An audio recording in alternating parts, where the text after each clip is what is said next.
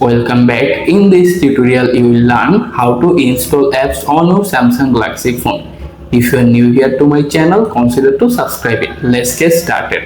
First, unlock your phone, then open Google Play Store app and make sure your phone is connected to a valid internet. After that, use the search bar at the very bottom or top menu. Here, simply type the app name if you want to install. For example, I am install Instagram Lite, so I am searching.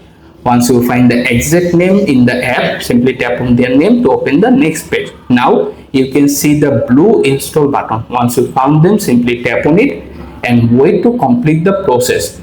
This is very depending what type you can connect to internet. If your internet connection is very fast, this installation is recently way. Right now my installation is complete. You can simply hit the open button to directly open it. However, if you decide to open the app, your app drawer home screen, simply go back to your app drawer and see the newly installed app there. Simply, if you want to add it to your home page, don't worry, tap on hold it, then drag it to desired spot if you want to set.